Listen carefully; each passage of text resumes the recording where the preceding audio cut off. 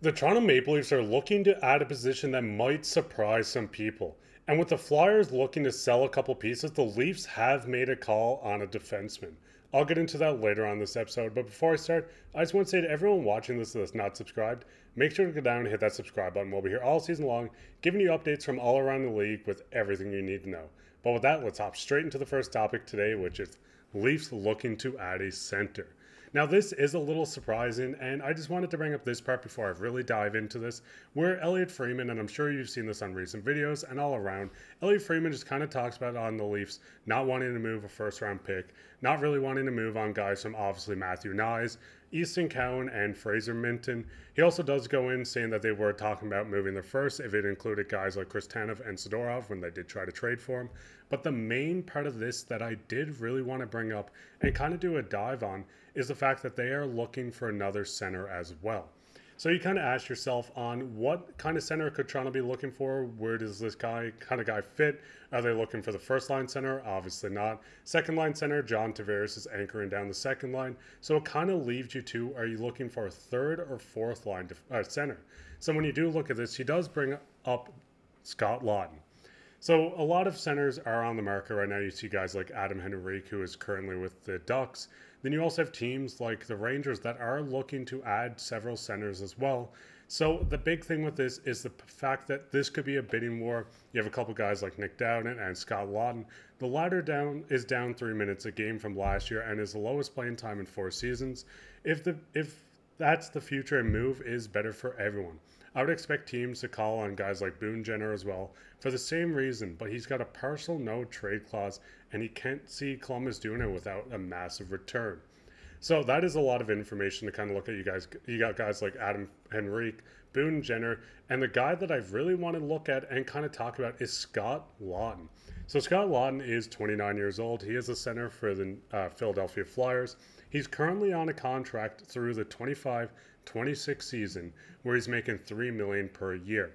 So when you do kind of look at the stats, obviously his ice time has dropped. You see this guy playing just 15 minutes and 15 seconds.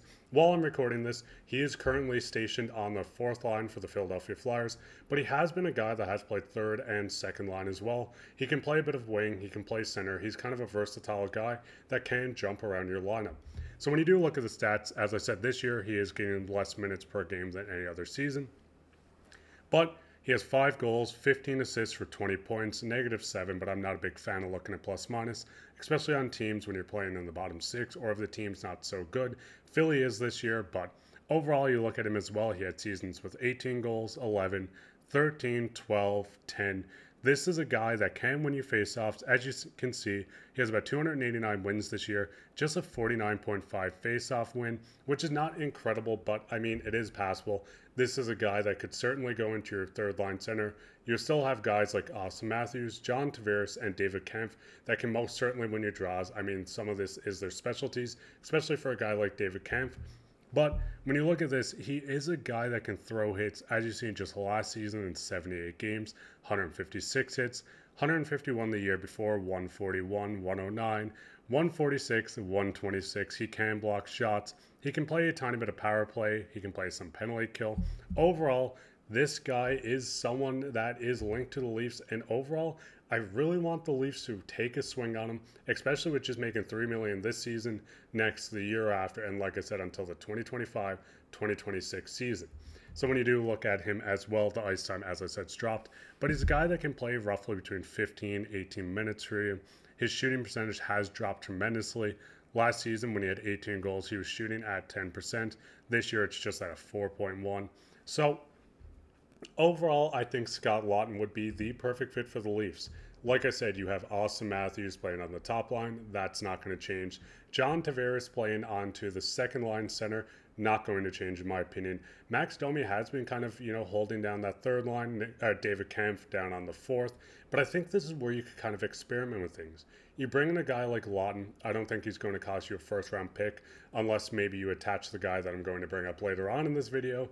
But overall, if you do retain a tiny bit of salary, yes, you might have to add some more. Maybe this is where you look to move on from a prospect.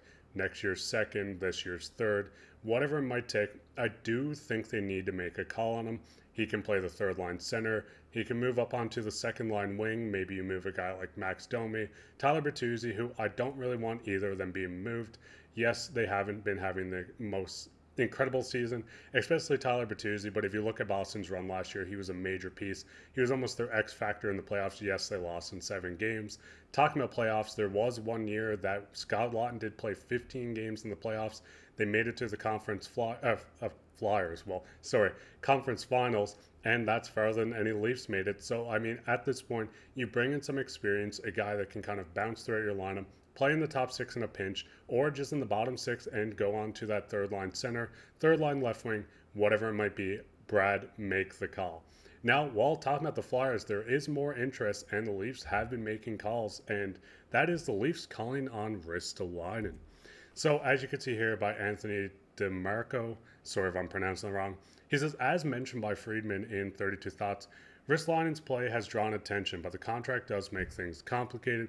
He said, just talking to some other teams, that it is looking like Ristolainen is just roughly around a 3.5 million AAV player, but they could retain. So, looking at this as well, he says the Leafs and the Canucks are the 2 main teams I've heard tied to Ristolainen. When you do look at Ristolainen, he is making 5.5 million. That is his current salary. His cap hit is only 5.1. He is signed on a multi-year deal, so this would not just be a rental. You bring him in for the 3 or 4 seasons you would have him. Former 8th overall pick by the Buffalo Sabres, 6'4", right-handed defenseman. He throws hits. He does a bit of everything.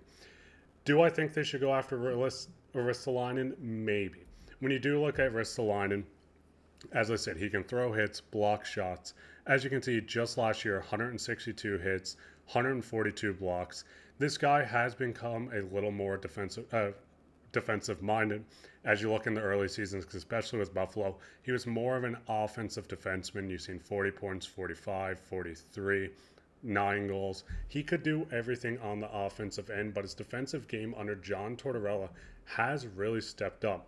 This guy would come in and, in my opinion, immediately be a top 4 defenseman for the Leafs, especially on the right side. Do I want to take a swing on him? Depending on how much we can get retained, how much it would cost. Obviously, if this is causing being just kind of having to give up Easton Cowan, Fraser Minton, a pick, whatever it might be, no. I think you can go after maybe a guy like Chris Tanev for a little cheaper, as it is a rental. He is older, but you don't really have to take the chance on maybe him regressing. You get him for the 1 year, you get him for the playoff run. But the big thing with bringing in a guy like Ristolainen, you're kind of anchored down with this guy. If you bring him in at 3.5, it kind of halters a little bit. You have to play him in the top 4. I don't think you can justify really playing him into the bottom pairing. But the big thing here is the Leafs are calling. You can tell that Brad Treliving is being active, and it seems like a lot are coming about the Leafs making calls, looking to add. And it's kind of a good feeling knowing that they do want to add. Obviously, they're not going to overpay.